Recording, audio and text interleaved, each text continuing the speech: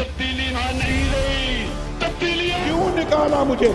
तो हम आपकी भी इंसेंट बजा देंगे। नाम का सीटा तो मेरा नाम जवान देंगे।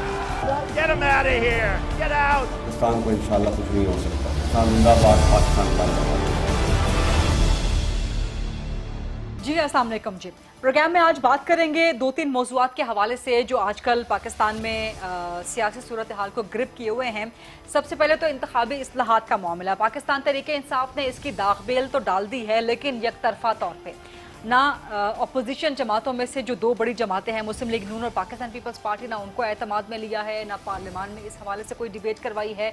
एग्जैक्टली वही सिचुएशन हमें नज़र आ रही है जो सेनेट के इलेक्शन में पाकिस्तान तहरीक इंसाफ एक अच्छी नीयत के साथ इस्लाहात करना चाहती थी, शो ऑफ हैंड के जरिए सेनेट का इलेक्शन करवाना चाहती थी, लेकिन उसके लिए तरीक़ाकार बड़ा कन्फ्यूजिंग और बड़ा गलत रहा कि पहले पार्लियामान में बिल, फिर पार्लियामान में ऑर्डिनेंस, फिर उसी के साथ सुप्रीम कोर्ट में दरख्वास्त, जिसका नतीजा जो हुआ वो सबके सामने हुआ। अब एकतरफा तौर पे पाकिस्तान तहरीक इंसाफ ने फैसला तो कर लिया है कि जी इलेक्ट्रॉनिक वोटिंग मशीन्स भी लेके आनी हैं, ओवरसीज़ पाकिस्तानीज़ को वोट का हक भी दे दिया है, कुछ लेजिस्लेशन करवानी है जिसके लिए पार्लियामान में जाएंगे या ऑर्डिनेंसेस मजीद लेके आएंगे, और फिर तीसरा इंफ्रास्ट्रक्चर का मामला और जो इलेक्शन कमीशन के खुद मुख्तारी का मामला है या इलेक्शन कमीशन के जो एडमिनिस्ट्रेटिव मामलात हैं।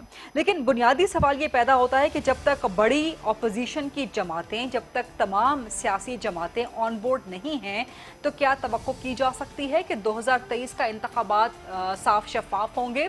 और जो इस वक्त पाकिस्तान तहरीक इंसाफ यकतरफा तौर पर इक़दाम कर रही है जो कि बज़ाहिर बेहतर भी हों, लेकिन जब तक दूसरी सियासी जमातें ऑन बोर्ड नहीं हैं तो क्या उनका लॉन्ग टर्म इम्पैक्ट हो सकता है? एक तो सबसे बड़ा मामला ये है। दूसरा ये कि अब ईद के बाद क्या सिचुएशन होगी, क्योंकि रमज़ान का आखिरी अशरा चल रहा है, सियासी एक्टिविटीज़ ज़रा हल्की फुल्की हो जाती हैं, मध्यम हो जाती हैं, लेकिन ईद के बाद ना सिर्फ मौलाना फजल रहमान बल्कि मरियम नवाज साहिबा ने भी इशारा दे दिया इमरान खान साहब के लिए कि जी आप घबराने के लिए तैयार हो जाएं कि पीडीएम एक नई फोर्स के साथ ईद के बाद सामने आएगी। लेकिन ईद अभी बहुत दूर है, उससे पहले कल का मामला है। कल एक बड़ा अच्छा मैच होने जा रहा है खुद अपोजिशन की अपनी जमातों के दरमियान, नून लीग और पाकिस्तान पीपल्स पार्टी के दरमियान NA 249 का कल रीकाउंट होने जा रहा है। तो इस रीकाउंट का जो नतीजा निकलेगा, क्या वो नून और पीपल्स पार्टी के ताल्लुकात को अफेक्ट करेगा? और ईद के बाद जो पीडीएम एक नई फॉर्म में सामने आने वाली है, नए जोश के साथ, जो कि पीडीएम की जमातें खबरदार कर रही हैं हुकूमत को, तो कल होने वाले रीकाउंट का उस पर क्या इम्पैक्ट पड़ेगा? ये वो सारी बातें हैं जिन पे आज हम प्रोग्राम में बात करेंगे, सवालात करेंगे सियासतदानों के साथ। प्रोग्राम के फ्लोर को डिबेट एंड डिस्कशन के लिए ओपन करते हैं। मुस्लिम लीग नून अपोजिशन की सबसे बड़ी जमात, वहाँ से मेरे साथ मौजूद हैं मरकजी सरकर्दा रहनुमा और तर्जुमान माइजा हमीद साहिबा। पाकिस्तान पीपल्स पार्टी से मरकजी सीनियर सरकर्दा रहनुमा हैं फैसल करीम कुंडी साहब, वो मुझे ज्वाइन कर रहे हैं। और पाकिस्तान तहरीक इंसाफ से मेरे साथ हैं मरकजी सेक्रेटरी इत्तलात अहमद जवाद साहब, स्काइप पे हमें ज्वाइन कर रहे हैं। माइजा हमीद साहबा, एक तो आज खुशाब में इलेक्शन हुआ, इस वक्त जब हम प्रोग्राम रिकॉर्ड कर रहे हैं तो उसका रिजल्ट तो आने वाला है, लेकिन खुशाब पे जैसे अभी आप बात कर रही थी कि मामला काफ़ी ठंडे हैं, उतना ज़्यादा गर्मा गर्मी नज़र नहीं आ रही, लेकिन कल एक मामला बड़ा गर्मा गर्मी का NA 249 का रीकाउंट का, अगर पाकिस्तान मुस्लिम लीग नून उस रीकाउंट में अपनी पोजीशन रिक्लेम नहीं कर पाती तो फिर क्या होगा? फिर आप लोग पीपल्स पार्टी के साथ कहाँ स्टैंड करेंगे? बिस्मिल्लाहिर्रहमानिर्रहीम। गरीदा, बात यह है कि रिकाउंट जो है वो तो वैसे बाय लॉ बनता था, बिकॉज 5% से कम जो है वो अगर आपकी डिफरेंस हो वो तो वो एक जो है आईनी हक था हमारा, वो हमने जो है वो लेना ही था, और इसमें कोई सरप्राइज होने वाली बात नहीं, 5% से कम ही था। दूसरी बात यह है कि जहां लेकिन आप लोग धांधली के इल्जाम भी लगा, देखिए धांधली के इल्जाम इसलिए लगते हैं कि फॉर्म 45 जो है जब आपको नहीं मिलते साइंड, और जब आपको जो है फॉर्म 46 जो है वो जो इलेक्शन कमीशन ने जारी किया होता है उसकी बरक्स मिलता है जो उस पैटर्न में नहीं होता, तो शक व शुबात तो बनते हैं। और इसमें जो है, और फिर डिफरेंस इतना कम है कि ये शक को ऐड कर देता है। तो बात ये है कि इसको वेरीफाई करना जो है, इसमें मेरा ख्याल है पीपल्स पार्टी को भी कोई प्रॉब्लम नहीं होनी चाहिए। जो हुई कि ये इन्होंने रिकाउंट के खिलाफ बात की, तो रिकाउंट के खिलाफ ये बात तो बातें कर रहे हैं रिकाउंट से पहले वाली, मैं तो सवाल कर रही हूँ रिकाउंट के बाद क्या होगा? रिकाउंट के बाद भी पीपल्स पार्टी अपनी पोजीशन पे बरकरार रहती है तो फिर फिर आपके धांधली के इल्जाम तो सारे, इसका मतलब है कि नहीं, गलत है। धांधली तो हुई है जी, सामने आपको पता है कि फॉर्म 45 फिर रिकाउंट में में आनी भी चाहिए ना सामने अगर धांधली हुई है। हाँ, तो रिकाउंट में लेकिन सामने अगर आनी ना आई चाहिए। तो इसका मतलब है कि धांधली के इल्जाम आपके गलत थे पीपल्स पार्टी। नहीं, हम कैसे गलत होंगे जब आपको हमारे सामने सिग्नेचर्स नहीं है प्रिजाइडिंग ऑफिसर्स के, जब फॉर्म्स ही डिफरेंट हैं, तो ये तो लेकिन रिकाउंट में खुल के सामने आ जाएंगे ना मामला, जो जिसके जितने वोट होंगे वो सारे काउंट हो में खुल जाएंगे। के सामने आए। जिस तरह 4 इलेक्शन जो हैं पहले पीएमएलएन जीती है, तो आपको ट्रेंड नजर नहीं आ रहा कि पीटीआई गिनती में ही नहीं थी।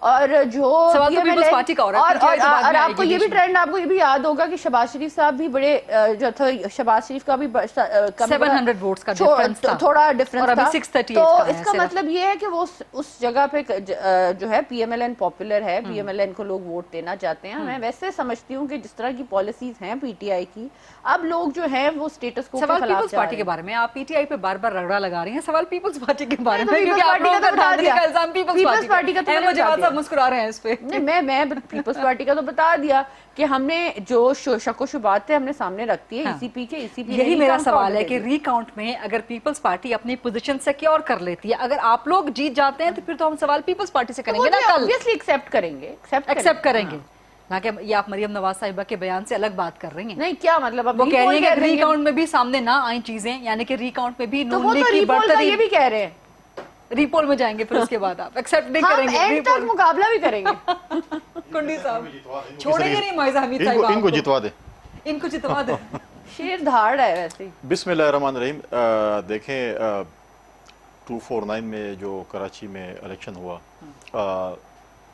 रिजल्ट भी आया। अभी पीएमएलएन की तरफ से ये है कि जिन्हें फॉर्म 45 नहीं मिला, कुछ जगहों पे नहीं मिला। अगर आपके पोलिंग एजेंट वहाँ पर नहीं है और वो साइन नहीं करेंगे तो वो क्या। लेकिन ये सिर्फ नून लीग का शिकवा नहीं है, सारी सियासी जमातें तकरीबन जितनी भी वहाँ पे इस वक्त कॉन्टेस्ट कर रही थी, देखें वो तो अब आप लोगों को मिल गए थे, बाकियों को नहीं। नहीं, उसमें अब देखें ना, बाकी जमातों के लोग जो कि पहले से उन्होंने कोई 9-10 बजे अनाउंस कर दिया कि हम जीत गए, वो एमकेएम को अपना माजी याद आ गया था, उनको बता दिया जाता है आप इतने वोट हैं, आप 1 लाख इतने हज़ार वोट ले रहे हैं, आप अनाउंस करते हैं। वो अभी पुराने ख्वाबों में बैठे हुए हैं एमकेएम कि हम वही हमारे सेलेक्टर्स होंगे और ये हमें रिजल्ट एडवांस पोलिंग से पहले दे दिया जाएगा कि आप कितने वोट हैं। यहाँ पे चूंकि है नहीं तो उनसे नहीं, मैं वो बता रहा हूँ क्योंकि अभी वो 2 हिस्सों में डिवाइड है। फिर कुछ लोग कहते हैं कि जी ये जो सर्वे वगैरह होती हैं, तो सर्वे में ये आया था कि पीटीआई 5-6 नंबर पे। ये तो अहमद नहीं, जवाद मतलब मैं साहब से पूछेंगे सवाल है, मतलब आप कहते हैं कि सर्वे, और सर्वे ऐसा है कि आप कहेंगे सर्वे बस ये बिल्कुल ही एक्यूरेट चीज़ है, सर्वे से अगर थोड़ा सा 19-20 हो गया तो सब कुछ गलत हो गया।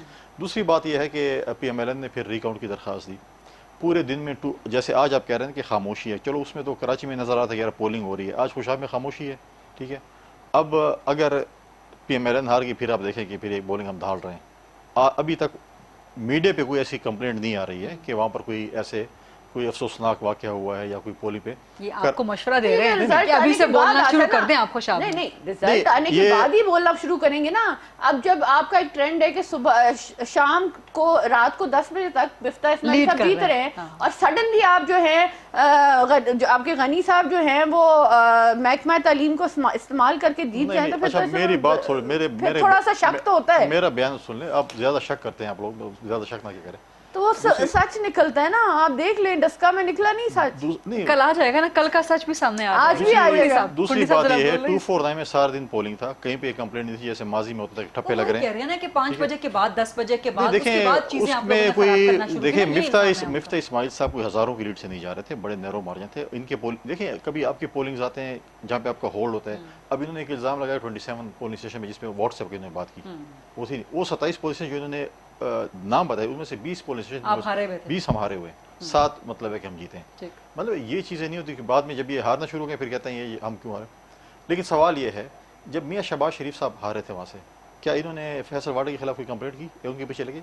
ये शख्स जो ट्रिब्यूनल में गए थे, आई थिंक उसके बाद छोड़ दिया, हो गई थी, उसके बाद छोड़ दिया। हम तो उसका पीछे करते रहे ना, जो कैंडिडेट हमारा जीता है अभी वो पूरा 2.5-3 साल उसके पीछे लगा रहा, उसको मजबूर किया। कल रिकाउंट हो जाएगा, मुझे ये बताएं कल के रिकाउंट में कल के रिकाउंट में इंशाल्लाह कर लेती है पीएमएलएन, तो इसका इन- मतलब कि फिर आप पे धांधली के इल्जाम सच्चे देखें कल में रिकाउंट में अगर ये जीतेंगे हम इनको मुबारकबाद देंगे, अगर हम जीतेंगे तो हम समझते हैं कि इखलाकी जुर्रत का मुजाहरा करेंगे, हमें वो मुबारकबाद तो देंगे। कह रहे हैं, मरियम नवाज साहिबा ने भी कह दिया कि हम नहीं मानेंगे अगर रिकाउंट में वो कह रहे हैं हम नहीं मानेंगे जब तक पीएमएलएन की रीपोल में जाएंगे। नहीं, वो कह रहे हैं कि हमें पीएमएलएन कह दे कि हम पीएमएलएन जीत गए फिर हम मान जाएंगे, लिख कर दे दें आप। बाकी नहीं मानेंगे अदरवाइज। आप लोगों ने वैसे ही गिलानी वाली सीट इनसे छीन ली, अब नहीं, आपने ये वाली सीट दे दें आप इनको। देखिए दो चीजें, 249 दे दें। पीडीएम में हमारा ये प्लान ऑफ एक्शन, हमारा ये बयान था ना कि आप जाएं ज़िमनी इलेक्शंस में। आज अगर अपोजिशन सीटें जीत रही है तो पीपल्स पार्टी का बयान था कि आप जाएं। ये मतलब है कि इस्तीफे देने भी चाहते हैं और नहीं भी देना चाहते। ये इंतखाबी जो है उससे वो भी है और इंतखाब ज़िमनी इलेक्शन में हिस्सा भी लेना चाहते हैं। मतलब ये बिल्कुल कंफ्यूज टाइप है कि अब एक लाइन के एक तरफ हो जाएं कि हमने इधर होना है या उधर होना है, हमने इस्तीफे देने हैं या हमने ज़िमनी इलेक्शन लड़ना है। ये मैं सवाल अब हम ये कह रहे हैं कि ये लेकिन सबसे बड़ी बात जो हमें खुशी की बात ये होती थी कि आज पीटीआई जो कि पिछले इलेक्शन में क्लेम कर रही थी कि हम बड़े हमारी जो हवा चली और हम बहुत तब्दीली लेके आ रहे हैं, इसी हल्के में उनके 2 साल से वफाकी वजीर बैठा रहा। आज इनके साथ जब सेलेक्टर्स, इनकी बैसाखियाँ, इनके जो अंपायर्स इनके साथ नहीं थे तो इनका ये हाल हुआ है।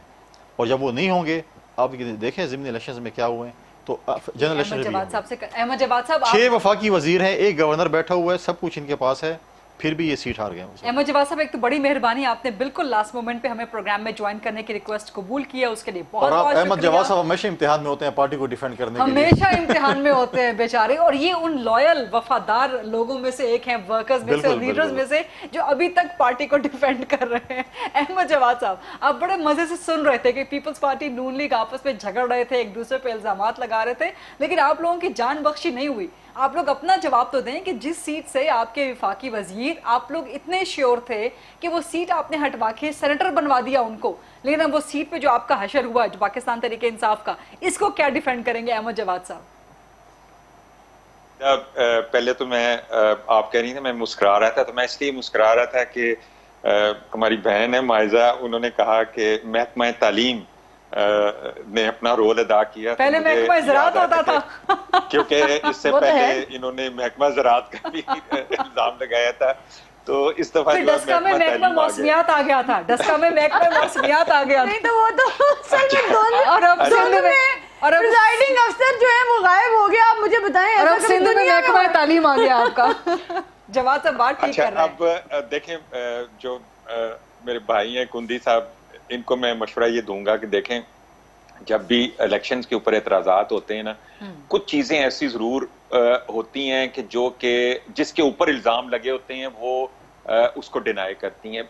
इस पर्टिकुलर कॉन्स्टिट्यूएंसी के हवाले से अगर आप स्टार्ट करें तो पहली बात है, सर्वेस जब हुए, कुछ सर्वे ने पीएमएलएन को विनर करार दिया, कुछ सर्वेस थे जिन्होंने पीटीआई को विनर करार दिया, पीपल्स पार्टी का तो कहीं नाम नहीं था। और फिर अगर हम 2018 के इलेक्शन में चले जाएं, देखें यहाँ पे 21% जो लो टर्नआउट हुआ, उसका इफेक्ट हर पॉलिटिकल पार्टी में के ऊपर पड़ा। हर पॉलिटिकल पार्टी के वोट बैंक जो है वो कम हुआ, लेकिन एक पार्टी के अलावा, और वो पार्टी थी पीपल्स पार्टी। पीपल्स पार्टी के वोट बैंक पे कमी होने की बजाय उसमें इजाफा हो गया। देखें, इतनी ज्यादा चीजें जब एक ही जगह के ऊपर आपको कोइंसिडेंट्स नजर आते हैं तो फिर जाहिर है शक व शुबात भी क्रिएट होते हैं, और जाहिर है कि उसके बाद जो भी पीएमएलएन के हैं इल्जामात हैं, पीटीआई ने भी इसके हवाले से ऑब्जर्वेशंस दी हैं, बाकी पॉलिटिकल पार्टीज ने भी दी हैं।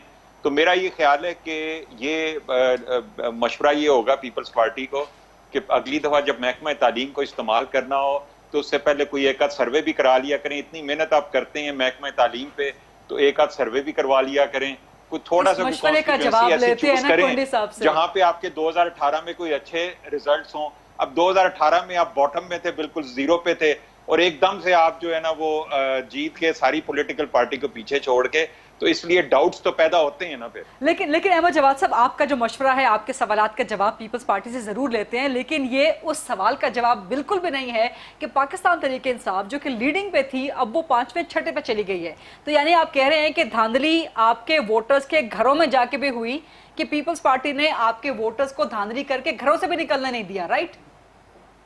अच्छा देखें उरैदा, एक तो अच्छा जो मैं समझता हूं कि पीटीआई के दौरे हुकूमत में जो एक अच्छी चीज होने की उसकी एक मैं वजह बता रहा हूं, वो ये है कि देखें कि एक हमारे मुल्क के अंदर ट्रेंड ये था कि जब भी रूलिंग पार्टीज जब हुकूमत कर रही होती हैं तो ज़िमनी इलेक्शन में ये समझा जाता है कि उन्होंने ही जीतना है, और उसकी वजह ये होती है कि वो अपने रिसोर्सेज को, गवर्नमेंट के रिसोर्सेज को इस्तेमाल करती हैं, तो उनकी जीत मुमकिन हो जाती है।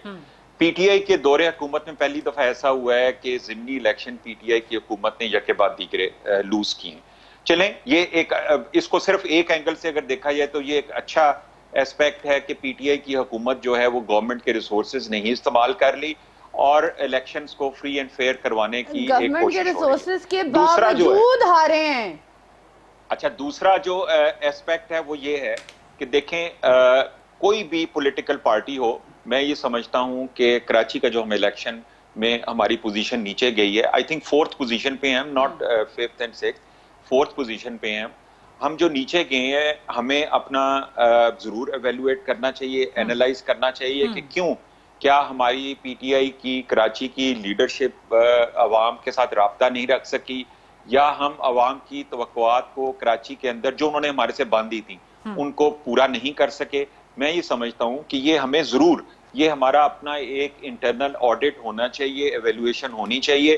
कोई भी हार जो है वो एक अच्छा लेसन बन सकती है। उसके ऊपर सिर्फ हम ये नहीं कह सकते कि चूंकि पीपल्स पार्टी के ऊपर बहुत इल्जामात हैं रिगिंग के, तो हम अपनी जो एक सेल्फ एनालिसिस है वो ना करें। मैं ये कहूंगा कि वो भी हमें करने चाहिए, लेकिन ये बड़ी अच्छी, अहमद जवाद साहब, ये बड़ी अच्छी बैलेंस्ड बात आप कर रहे हैं, बहुत अच्छी बात कर रहे हैं, और यहीं से वाज़ेह होता है कि आप पाकिस्तान तहरीक इंसाफ के लॉयल वर्कर भी हैं, लॉयल लीडर भी हैं। बट द पॉइंट इज कि यही चीज़ें जब फैसल वाडा को सदर का टिकट देने पे आपके इसी हल्के के अवाम जो है खड़े हो गए थे, तो किसी ने उनकी बात नहीं सुनी। तो और वो उनकी कैसे सुनते? वो एटीएम है इमरान खान साहब की, कैसे सुनते? मजबूरी है उनकी। अहमद जवाद साहब, किसी को एटीएम के साथ लेबल इसलिए ना करें कि फिर हर पॉलिटिकल पार्टी जो है आप उसके जैसे अंदर जो है वर्कर को वो वोट ATMs अगर आना शुरू टिकट हो दे जाएंगे। देते, वो अब सिलेक्टेड है, उनको वो अंडरस्टैंड नहीं करते, आप जैसे वर्कर को वोट टिकट दे देते तो फिर शायद उनकी जो है कामयाबी इस दफा हो जाती। अब वो वर्कर और एटीएम में फर्क ना उनको मालूम हो, अगर उनको ये पता ना हो कि पानी का मसला था कराची में और वहां पे 3 मिनिस्टर बैठे हुए थे और गवर्नर वहां पे सिटिंग था, तो उस वक्त वो हल नहीं कर सके। तो अगर आपकी नाअहली है और आपका लिस्ट में जब जीतने वाली लिस्ट में नाम नजर ना आए, तो साफ जाहिर है कि कारकर्दगी पे वोट नहीं मिले।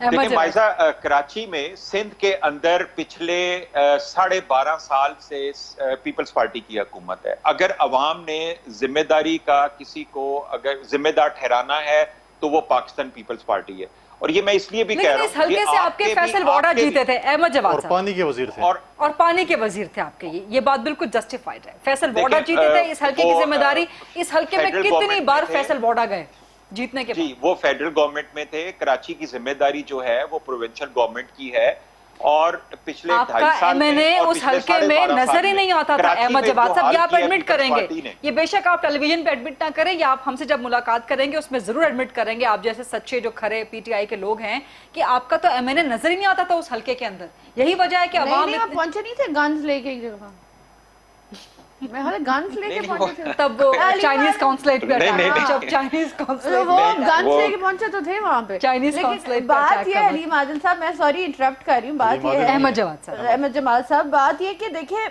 आप हम सियासतदान हैं, लेकिन हम पुराने सियासतदान हैं। अब हमें आप ये कहें कि एक एमएनए को प्राइम मिनिस्टर फंड नहीं दे रहा था कि वहां पे कराची में पानी का मसला हल कर सके, और ये एक प्रोविंशियल सब्जेक्ट था। देखिए ये मजाक आप अवाम के साथ नहीं कर सकते। अब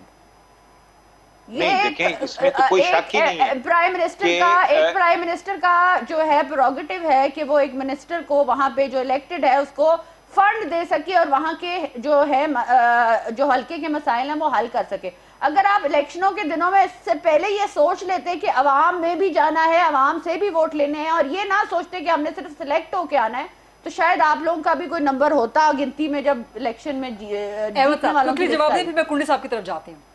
देखें, एमएनए को जो फंड्स दिए भी गए हैं उसके ऊपर इतने एतराजात हैं कि ये पीटीआई ने जो है इसके ऊपर एक जी यू टर्न लिया है, और आप उसी का कह रही हैं कि वहां पे उनको फंड्स दे देते। देखें, ये जिम्मेदारी प्रोविंशियल गवर्नमेंट की होती है। कोई भी डिस्ट्रिक्ट हो, कराची है, हैदराबाद है, किसी भी सूबे में हो, प्रोविंशियल गवर्नमेंट की जिम्मेदारी है कि उसने ये इंफ्रास्ट्रक्चर है, सिविक कम्युनिटीज हैं, यूटिलिटी फैसिलिटीज हैं, ये प्रोविंशियल गवर्नमेंट की जिम्मेदारी होती है। और इसमें कोई शक नहीं है कि पीपल्स पार्टी ने कराची का बहुत बुरा हाल किया, और उसका नतीजा 2018 के इलेक्शन में इन्होंने भुगता कि लियारी जैसी सीट भी जो है ये पीटीआई के अगेंस्ट हार गई।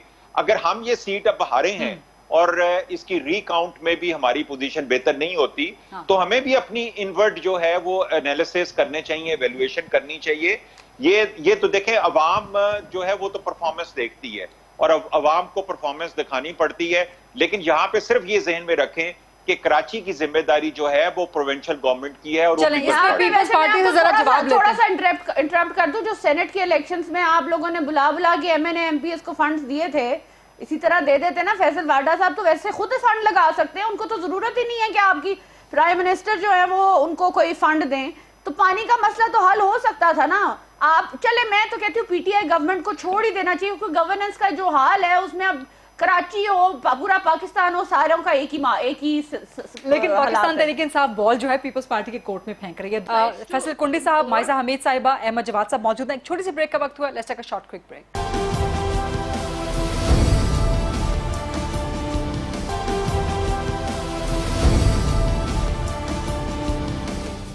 जी welcome back after the break. दो तीन इल्जाम आप पे लग रहे हैं। एक तो इल्जाम ने, एक तो हकाइक हैं कि सिंध में खासतौर पे कराची में जो सिचुएशन है जिसका एक हल्के की सूरत हाल आपके सामने, लेकिन दूसरा पहले महकमा ज़राअत, महकमा मौसमियात कहीं और, अब महकमा तालीम आपकी पार्टी पर, आपकी सिंध गवर्नमेंट पर इल्ज़ाम लग गया। देखिए गरीदा, पहली बात तो ये है कि मेरे भाई ने इल्ज़ाम तो बड़े लगाए, लेकिन मैं इसे सवाल करता हूँ कि इनके वज़ीर-ए-आज़म साहब मेरे ख्याल में 2 या 3 दफ़ा गए हैं कराची, और उन दिनों में गए जब रमज़ान के महीने होते हैं, जो अपने शौकत खानम के लिए चंदा जमा करने जाते हैं। अच्छा। उस वक्त उनको कराची और सिंध की याद आती है। अच्छा। कि मुझे कराची जाना है, मैंने चंदा जमा करना है, और फिर वो साथ में 1-2 जगह सखर या, लेकिन 18वीं तरमीम है ना, ठीक है ना। सिंध तो आपकी जिम्मेदारी है। अब थोड़ा मुझे बोल लेने देना, अच्छा, खैर है, थोड़ा चलो, मुझे बोल लेने, चलो, मैंने बहुत बोलिए, सुन लिया। बोलिए। अब प्रॉब्लम ये है कि आपने सुना होगा कि कितने अरबों के वज़ीर-ए-आज़म साहब ने माजी में ऐलान पैकेज किए, कराची इस दफ़े भी ऐलान किया, जी। और सूबाई हुकूमत ने हमेशा कहा कि पाकिस्तान की तरक्की, सिंध की तरक्की में जो अगर फेडरल हुकूमत हमें सपोर्ट करेगी हम उनके साथ काम करेंगे।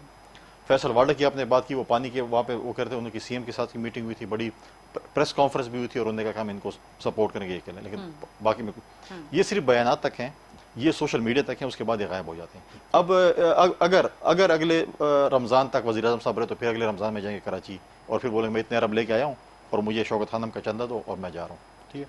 अब उन्होंने बाकी तो छोड़ दें, इन्होंने इल्ज़ाम लगा लिए। हैदराबाद की यूनिवर्सिटी का इन्होंने इफ्तिताही कर लिया था वज़ीर-ए-आज़म हाउस में, वो हैदराबाद की यूनिवर्सिटी का मुझे बता देना कहाँ पर है, उसका नाम क्या है और कौन सी क्लासेस वहाँ पर शुरू हैं, कोई नहीं है, ठीक है।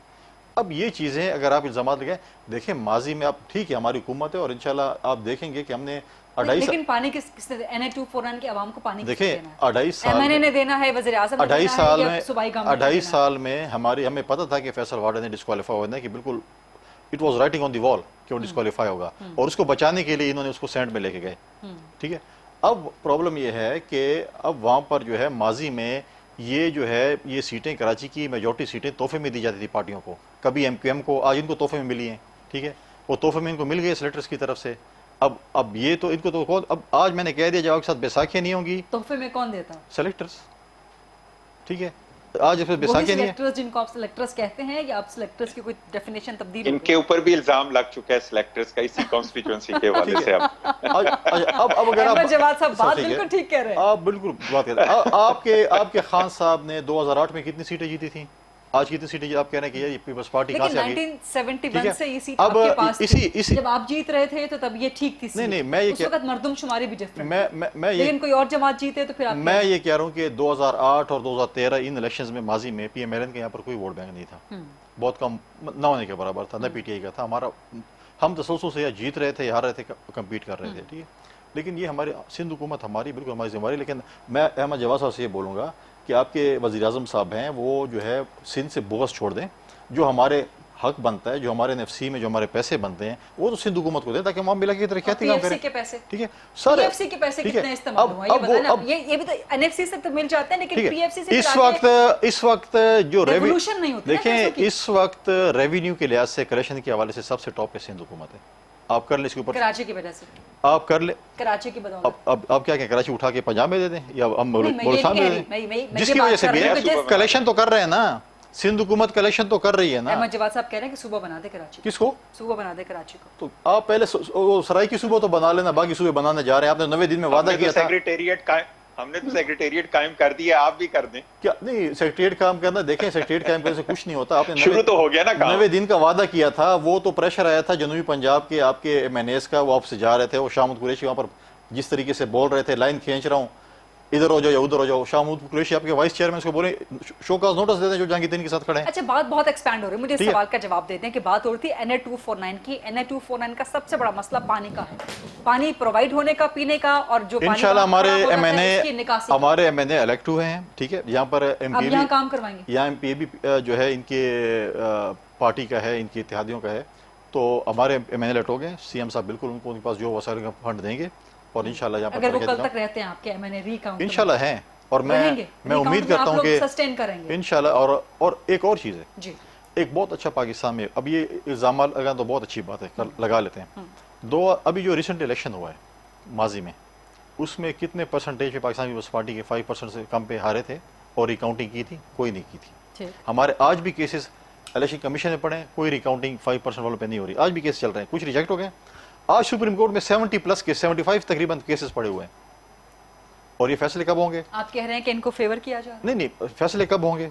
फैसले उस वक्त होंगे जब 2-3 महीने रह रहे हैं इलेक्शन में। जी हम जी आपने केस किया है, बिल्कुल आपका जेन्युइन केस है, आप जीते हुए थे, लेकिन इलेक्शन आ रहा है, चलो बस अब इलेक्शन में चले जाएं। ये माजी में यही क्यों? तो ये चीज़ें जो हैं, ये चीज़ें मैं ये कह रहा हूँ कि हमारे पार्टी के बहुत से ऐसे कैंडिडेट्स हैं जो 5% से कम पे आ रहे थे, उनकी रिकाउंटिंग भी रिजेक्ट कर दी गई थी। लेकिन ये शौक कर लें रिकाउंटिंग का, और मैं उम्मीद करता हूँ कि कल इखलाकी जुर्रत का मुजाहरा PTI भी करेगी और PMLN भी करेगी, हमें मुबारकबाद देगी। आपको देंगे। अगर मुबारकबाद ना भी दी, वो कहें कि रीपोल करवाएं, फिर रीपोल के लिए भी आप तैयार हैं? तो ये कहते हैं कि मैं सीट दे दूँ, शॉर्टकट क्यों नहीं कहते हैं? नहीं, वो कहते हैं हम जीत के लेंगे। नहीं, तो कैसे आप जब आप नहीं जीत रहे होंगे तो हम क्या करें आपके साथ? आप कह रहे रीपोल के लिए आप तैयार होंगे? शॉर्टकट ही कहते हैं। रीपोल तो PTI भी कह रही है कि रीपोल करवाए जाए, सब जमातें कह रही हैं। हम तो कह रहे हैं पूरे पाकिस्तान में रीपोल होने चाहिए। ये जो हुकूमत है, एक हल्के से आगाज तो कर देना। एक हल्के से क्या करें, पूरे पाकिस्तान में करें, आ जाए शुरू करते हैं। ये बात तो जस्टिफाई है कुंडी साहब की, पूरे पाकिस्तान हम तो यही कह रहे थे कि आए अदम एतमाद के जरिए, बात सुने, हम तो यही कह रहे थे आए हम अदम एतमाद के जरिए इस हुकूमत को खत्म करें, पंजाब को भी खत्म करें, मरकज को भी खत्म करें। पता नहीं क्यों नहीं खत्म करना चाहते। एक और सवाल भी उन्होंने एतराज उठाया था, ये साथ वो कि आप लोगों ने असेंबलियों से इस्तीफे देने हैं कि असेंबलियों में सीटें जीतनी हैं? देखें, अब जो पार्टी जो है पहले बाप का वोट लेके जो है सेनेट का अपोजिशन लीडर छुपते छुपाते बना ले, उसके बाद जो है वो उनको दोबारा बुलाया जाए एक्सप्लेनेशन के लिए, वहां से भी भाग जाए। वैसे बाप के 4 वोट आप लोगों को भी ऑफर हुए थे? नहीं, देखें हमारी स्टैंड मुझे कोई पता नहीं है, लेकिन मैं आपको ये बता दूं कि अब उस बात को रिपीट बार बार नहीं करना चाहती, जो जिस स्टांस पे PMLN PDM में शामिल हुई थी उसी स्टांस पे रही।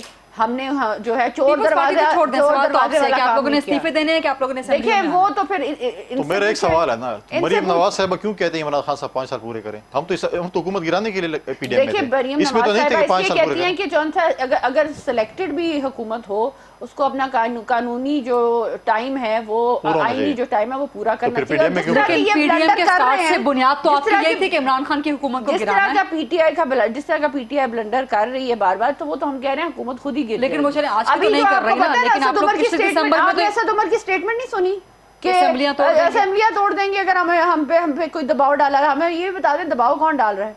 ये PTI के खड़े हुए दबाव कौन डाल? अहमद जवाब साहब जो है ना काम नहीं कर रहे हुकूमत को, वो कह रहे हैं असेंबलियां, दूसरी तरफ वो कह रहे हैं हम जो है वो इलेक्ट्रॉनिक वोटिंग ला रहे हैं। तीसरी तरफ जवाब नहीं दिया, तीसरी तरफ मैं बता रही हूँ ना, दिसंबर तक तो आप कह रहे थे कि इमरान खान की हुकूमत को चलने नहीं देना, बस अगले महीने चलने नहीं देना। तो हमने अब आप कह रहे हैं कि हमें नहीं पता था ना, कोई पेट में बैक में छुरा भी घूम देता है।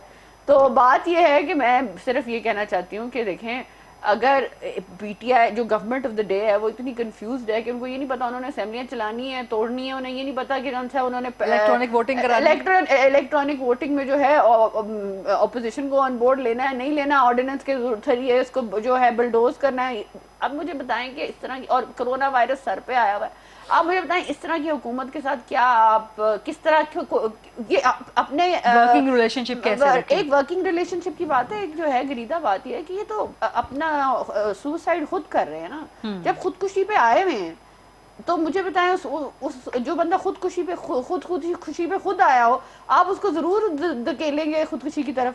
तो बात यह है कि ये आपके सामने है कि जो गवर्नमेंट है वो कोविड क्राइसिस में एक्यूट फेलियर है, इन द सेंस के जी अभी देखें आज जो है जो रिकॉर्ड डेथ्स हुई हैं, रिकॉर्ड कोरोना केसेस आए हैं, 24 आवर्स में, और डेथ्स भी हुई हैं। उसके बाद जो है क्रॉस द बॉर्डर जो हैवक प्ले किया जा रहा है, और जो कोरोना वायरस में, उसमें आपको ऑक्सीजन सिलेंडर्स जो हैं वो होल्ड किए जा रहे हैं, वो रखे जा रहे हैं, और अब जो है ऑक्सीजन सिलेंडर्स जो है उनका भी माफिया होगा, जिस तरह चीनी का माफिया था, आटा का माफिया था, दवाइयों का माफिया था। अब आप आगे देखेंगे कि ऑक्सीजन सिलेंडर जो हैं वो आपको मिलेंगे नहीं, और वो होल्ड किए जाएंगे, और उसका भी एक माफिया बनेगा। अच्छा, तीसरी बात ये अभी तक तो वैसे ऑक्सीजन सिलेंडर्स माशाल्लाह तमाम हॉस्पिटल्स में मौजूद ये है। आपकी इंफॉर्मेशन है। मुझे जो कल एक ट्वीट आया है वो इस्लामाबाद से आया है कि 3500 में मुझे ऑक्सीजन सिलेंडर मिला है मेरी माँ के लिए, और 4500 रुपया मुझे लगा है एम्बुलेंस में मेरी माँ को ट्रांसफर करने में, वन प्लेस टू अनदर। मैं आपको भी ट्वीट भी भेज देती हूँ। और G9 की बात है इस्लामाबाद की। तो अगर हुकूमत ये कहे कि सब कुछ अच्छा है तो सब कुछ अच्छा नहीं है, ये रियलिटीज है, ग्राउंड रियलिटीज। अगर हम इंडिया खुदा ना खास्ता हम इंडिया की तरह जो है अगर इस चीज को जो है वेट करते रहे, आंखें बंद करते रहे, तो आप देखिए अभी आपकी प्रायोरिटीज क्या है। आप कोरोना वायरस आपके सर पे आया है, आप इलेक्ट्रॉनिक वोटिंग की बात शुरू कर दी है, ताकि सारा मीडिया इलेक्ट्रॉनिक वोटिंग पे बात करे, इलेक्टोरल रिफॉर्म्स पे बात करे, और कोरोना वायरस की जो इश्यूज चल रहे हैं, मिस गवर्नेंस के इश्यूज चल रहे हैं, उस पर कोई बात ना करे। गंदम का ले लेते हैं मैं फॉर एग्जांपल। अब इन्होंने गंदम का जो साउथ पंजाब की बात करते हैं मेरे भाई, जो है जो सूबा की बात करते हैं, गंदम क्यों इम्पोर्ट की जा रही है? अगर लेकिन इस दफा गंदम की रिकॉर्ड पैदावार है। नहीं, अभी नहीं है, जो फसल उतरी नहीं है गंदम की। आप जो गवर्नमेंट के पास मैं आपको बता देती हूँ, गंदम इम्पोर्ट क्यों की जा रही है? क्योंकि जो फार्मर है उसको आप प्राइस कितनी दे रहे हैं? 1300 से 1500। अगर यही कीमत जो है 2500 की दी जाती तो जो है आपके दौर में प्राइस क्या थी? 1800। सुन लेना, मेरा हमारे दौर की बात ना करें ना, हमने इम्पोर्ट तो नहीं की।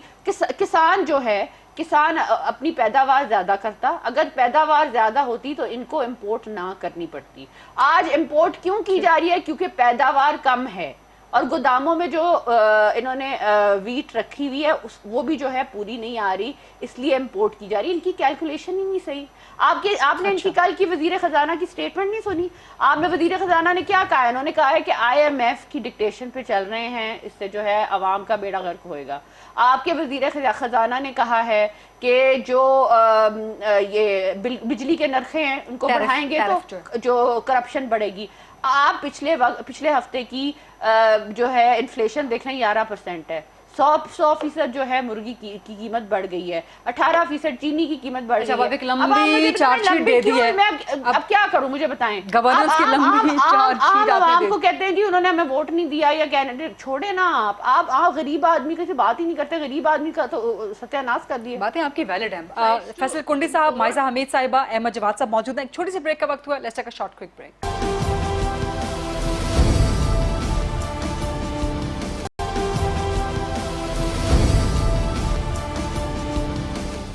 जी welcome back after the break. Ahmad Jawad sahab, बातें बड़ी वैलिड है। एक लंबी चार्जशीट आपको लगा दी है अहमद जवाद साहब, अब इसका जरा क्विकली जवाब दे दीजिए गवर्नेंस की।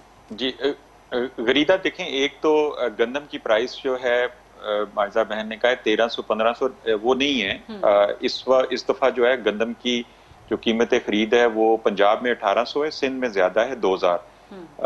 तो ये इसको तो वो आपने बॉर्डर बंद कर दिया ना भाई। मैं साउथ पंजाब से हूँ, मुझे पता है रियलिटी का। जी मैं भी साउथ पंजाब से हूँ। तो आप ये रियलाइज करें ना, बॉर्डर बंद करके आप प्राइसेस जो हैं कंट्रोल कर रहे हैं किसानों की, वो उनको तो ऑप्शन में नहीं जाने दे रहे। जी माइजा, मैं पहले तो करेक्शन कर रहा हूँ ना। देखें, करेक्शन कर दें, क्योंकि आज आर्टिकल आया है, मैं आपको वो व्हाट्सएप कर देती हूँ। गुरेदा ने कहा है कि जी काफी लंबी चार्जशीट है, तो मुझे एक एक करके करेक्शन कर लेने देना। तो 1300 और 1500 वाली बात तो साबित होगी ना। पहली बात ये है कि 1800 है, और दूसरी बात ये है कि इस वक्त कोई गंदम की इंपोर्ट नहीं हो रही। इस दफा गंदम की पैदावार जो है वो बहुत अच्छी है, और उसमें हम भाई एक मिनट में आपको इंटरप्ट कर रही हूँ, एक मिनट मैं इंटरप्ट कर रही हूँ, मैं सिर्फ एक मिनट। ये आज की खबर है, government of Pakistan is importing wheat worth $1.2 billion. What a shame. ये आपका आर्टिकल में भेज दें। ये पता नहीं भेज दें, लेकिन ये कोई मैं आपको भेज देती हूँ, ये फैक्ट है। अच्छा अहमद जवाद साहब जवाब दे दें। $1.2 बिलियन बहुत बड़ी रकम होती है माइजा। ट्वीट किसकी है? नाम ये पता नहीं कहाँ से आपने पढ़ लिया, किसने आपको भेज देती हूँ। अखबार कौन सा है? 1.2 बिलियन डॉलर की कैसे हो सकती है? चले मैं इतनी भेज बड़ी रही हूँ, मैं आपको इसका भेज रही मतलब तो हूँ ये है कि पूरे मुल्क की गंदम जो है वो बाहर से आ रही है, ऐसा नहीं हो सकता। भाई, भेज रही ये हूँ कोई मैं गलत आपको। इंफॉर्मेशन है आपके पास। गलत अच्छा, दूसरी इंफॉर्मेशन बात देखें, अखबार दे रहा है। एक और जो मैं जिक्र करना चाह रहा जी, था, अहमद देखें, जवाद साहब। फैसल करीम कुंडी साहब ने कहा कि हम इस कॉन्स्टिट्यूंसी में जो पानी का मसला है, अब हमारे वहाँ पे MNS इलेक्ट हुए हैं, तो हमारी अब ठीक हो गवर्नमेंट जाएगा। उनको पानी के लिए रिसोर्सेज भी देगी, फंड्स भी देगी। अब देखिए, सवाल ये पैदा होता है कि क्या आप अपनी सूबे के अंदर उस कॉन्स्टिट्यूंसी को पैसे देते हैं, फंड्स देते हैं जहां पे आपका MNA होता है, या आप ये इक्वली सारे कॉन्स्टिट्यूंसी का ख्याल रखते हैं? तो देखें, ये तो एक इन्होंने खुद ही अपने जो एक अनफेयर डिस्ट्रीब्यूशन है सिंध के अंदर, या खासतौर पे कराची के हवाले से, ठीक। तो ये भी एक बड़ी काबिल एतराज बात है कि अब ये इसको करना चाहते हैं। तो बाकी ये है कि इस दफा इंशाल्लाह मुझे पूरी उम्मीद है कि गंदम के हवाले से कोई शॉर्टेज नहीं होगी। ऑक्सीजन सिलेंडर की इन्होंने बात की, कल डॉक्टर यास्मीन राशिद ने पंजाब के हवाले से मीटिंग की है। इस वक्त पंजाब में कहीं पे भी ऑक्सीजन सिलेंडर्स की कोई कमी नहीं है। यही मैंने माइजा साहिबा को कहा कि इस वक्त पूरे मुल्क में नहीं है, लेकिन वो कह रही हैं कि उनके पास, मुझे नहीं पता, भाई आप देखिए मेरी बात सुनिए, एग्जांपल कोड कहा गया है कि उनके पास किसी ने बताया। मैं व्हाट्सएप भी भेज देती हूँ, मैं आपको ये भी बता सकती हूँ कि पंजाब में ऑक्सीजन की शॉर्टेज है, ऑक्सीजन होल्ड हो रही है, ऑक्सीजन की कीमत जो है वो 4,500 आपको प्रोग्राम के बाद जो है डिटेल सारी भेज देंगी अहमद जवाद साहब, मुझे भी भेज दीजिएगा और अहमद जवाद साहब को भी भेज देंगे। कुंडी साहब, अहमद साहब आपका बात मुकम्मल और ये बात मैं करेक्ट उनकी करती हूँ कि ये 4 मिलियन मेगा टन मंगवा रहे हैं। अच्छा, ठीक। देखें, अहमद जवाद साहब ने कहा है कि चलें 1.2 बिलियन डॉलर तो नहीं, 4 मिलियन मेगा टन मंगवा रहे हैं, उसकी कीमत मैं आपको बता देती हूँ। चलें कुंडी साहब। अहमद जवाद साहब ने कहा कि आप ये काम पूरे देखें। असल में मसला ये है कि 2.5 साल बाद हल्के में गए को नजर आया कि हमने वहाँ पे सड़कें बनाई हैं, वहाँ पे हमने नाले में। अब सारी उम्र आप लोगों ने मांगे, आपके लीडर ने, आपने कभी किसी को कुछ दिया हो तो आपको पता होगा हम कैसे दिया जाता है। आपने क्या कुछ दिए लोगों की कॉन्स्टिट्यूंसी में, या कुछ दिए? आप तो देते नहीं है ना, आप लोग तो सिर्फ अपने MNAs को देते हैं, बाकी अपने पोजीशन के MNAs को, MPs को 1 टका भी नहीं देते। तो ये चीज़ हमने पूरे सिंध में और कराची में हमारे जितने भी हल्के हैं हम उस पर काम कर रहे हैं। इसमें ये बात नहीं है कि हम काम नहीं कर रहे हैं, हम वो काम करते हैं। तो ये चीज़ें इसमें जो है वो गलत है। लेकिन ये है कि अभी मतलब है कि इलेक्शन अभी जो नेक्स्ट आएगा उसमें पता चल जाएगा। आप लोग 2023 के इलेक्शन 23 तो मैं नहीं कह सकता, इलेक्शन किसी वक्त भी हो सकता है। मैं क्यों अगले इलेक्शन में कह रहा हूँ, ये नहीं कह रहा हूँ कब होगा, ठीक है। 23 तो मैं नहीं कह सकता, शायद 21-22 में भी हो, क्या पता चलता है। असद उमर वाली बात कर रहे हैं, आपके समझियां थोड़ी जा सकती नहीं, हैं। अब हमें पता नहीं है कि अहमद जवाद साहब इनको क्यों नहीं काम करने, तो कहते हैं मैं काम नहीं करने। भाई आप चीफ सेक्रेटरी में क्यों आप उनको काम नहीं करने दे? अहमद जवाद साहब, कुंडी साहब रिक्वेस्ट कर रहे हैं कि अपनी हुकूमत को काम करने दें। हमें बताएं तो कौन आपको काम नहीं करने दे रहा? हम आपके साथ हिम्मत करें। नहीं, देखें, ऐसी कोई बात नहीं है। PTI की हुकूमत अपने जो एजेंडे पे वो कारबंद है। दूसरा सबसे इंपॉर्टेंट पॉइंट उन्होंने ऑक्सीजन और कोविड के हवाले से किया। अब आप देखें, जब आपके प्राइम मिनिस्टर को कोविड हो और वो मीटिंग चेयर कर रहा हो, जब आपका हेल्थ मिनिस्टर KP का लोगों को कहे कि आपने मास्क पहने और वो खुद रेस्टोरेंट खोल के अफ्तारियां और अयाशियां कर रहा हो, तो फिर ये क्या आप लोग क्या? आज हमारे CM सिंध आए हैं जहाज पे, उनकी यहाँ पे पेश थी, ठीक है, और वो जो है उसने कहा कि जहाज खचाखच भरा हुआ था। ये तो इनकी पोजीशन है। आज एक बहुत इंपॉर्टेंट चीज मुझसे भूल गई है, आज PSC की मीटिंग थी, इनके अपने MNA ने कहा कि नैब के ऑडिट पैराइज हुए और स्पीकर साहब चेयरमैन नैब को जो है डिफेंड कर हमारी मीटिंग कैंसिल कर देता है। ये एक नया जो है बहुत बड़ा, मैं आखिर में आपको एक ब्रेकिंग न्यूज़ दे रहा हूँ। आज मैं TV देख रहा था कि चेयरमैन नैब इतना बड़ा आदमी हो गया है कि वो पार्लियामेंट को जवाब देनी है, स्पीकर उसको डिफेंड कर रहे हैं। ये अब सारी बातें इतनी बड़ी हैं कि इस पे एक नेक्स्ट प्रोग्राम हो सकता है, बट इस प्रोग्राम का टाइम खत्म हो चुका है। माइजा हमीद साहिबा, अहमद जवाद साहब, फैसल करीम कुंडी साहब, बहुत बहुत शुक्रिया। ये था आज का प्रोग्राम। आल सी टुमारो इंशाल्लाह। अल्लाह हाफ़िज़।